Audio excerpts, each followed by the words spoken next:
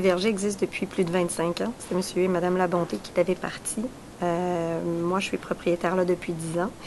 Le verger, au départ, c'est vraiment les pommes. On a 2000 pommiers. On est rendu maintenant, dû avec beaucoup de surgreffage, replantation depuis les dernières années, on a 20 variétés de pommes à offrir qui débutent certaines au mois de août et on va jusqu'au mois d'octobre avec vraiment maintenant des saveurs et des variétés très intéressantes. On fait plusieurs projets de recherche au verger pour essayer d'avoir des techniques les plus écologiques possibles, puis on se dirige pour être d'ici quelques années en bio à 100%.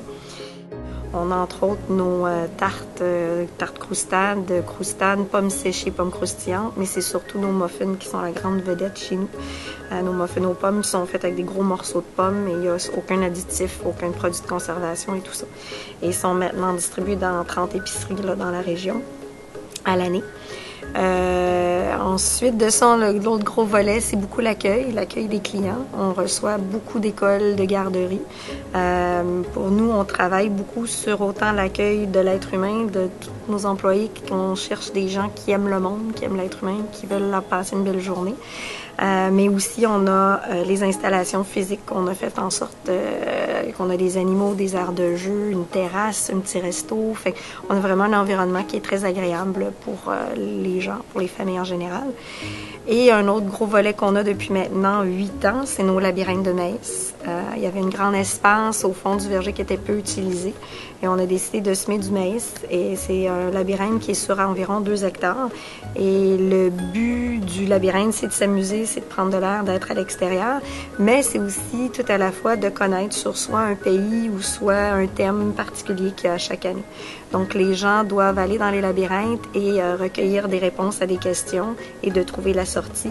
Il y a 3 labyrinthes qui sont adaptés aux différents groupes d'âge des enfants, autant par les questions, par le parcours et la durée là, du labyrinthe. Il y a une partie du labyrinthe qui est dans le maïs. On est aussi décoré par habituellement 10 000 grands tournesols géants. Et il y a une partie qui est dans le boisé aussi, avec des jeux dans le boisé, puis des étapes de pique-nique et tout ça. Donc c'est assez grand, plusieurs domaines. Au préalable, j'ai une formation plus en ergothérapie et en réadaptation. Et c'est un peu par hasard, puis par besoin de me rapprocher de la nature, qu'un jour j'ai vu Domaine Champêtre à vendre et j'ai toujours aimé l'aventure et j'ai décidé de me lancer dans une aventure complètement loufoque et différente. Donc j'aime beaucoup créer, apprendre. Fait que j'ai dû apprendre sur l'agriculture, sur l'administration, sur les ressources humaines, sur la publicité surtout. Quand je travaillais avec les enfants handicapés, puis ce que j'ai fait pendant 10 ans, c'était important pour moi de créer un environnement qui était assez stimulant, que l'enfant par lui-même avait le goût de se lever debout, avait le goût d'aller chercher tel morceau ou de passer à la petite étape de plus pour grandir. Et c'est, je pense, de cette façon-là que j'ai amené le verger à rendre l'environnement agréable. Comme juste par le labyrinthe, les écoles, les enfants adorent ça, puis ils veulent aller chercher la question, puis ils savent pas que indirectement, c'est qu'ils apprennent à travers ça. C'est ça qui est le but, mais ils le font en s'amusant, sans jamais penser à je m'en vais travailler ou je m'en vais apprendre. Donc, c'est toujours d'utiliser peut-être l'environnement, l'espace physique, l'espace des gens, à travers l'humour, de passer nos messages qu'on veut donner. Et peut-être au niveau de l'entreprise, c'est aussi l'aérothérapie, c'est beaucoup de d'avoir une tâche puis de la décortiquer en petits morceaux. Et je pense qu'avec le verger, c'est comme je sais que je veux aller, mais on y va aussi étape par étape. Tu sais, à notre rythme qu'on est capable de prendre. Puis, fait qu'un peu de cette manière-là, peut-être, je vois un peu des valeurs de l'ergo qui sont mises.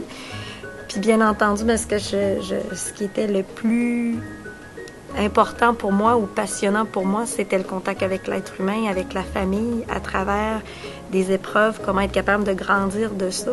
Puis, à travers mon verger, je reviens rencontrer l'être humain indirectement. Puis, j'ai toujours une passion d'amener les clients, les employés à une étape de plus vers peut-être plus de bien-être ou de connaissance de soi, ou ce qui risque d'être une des tangentes peut-être dans le futur un peu plus du verger.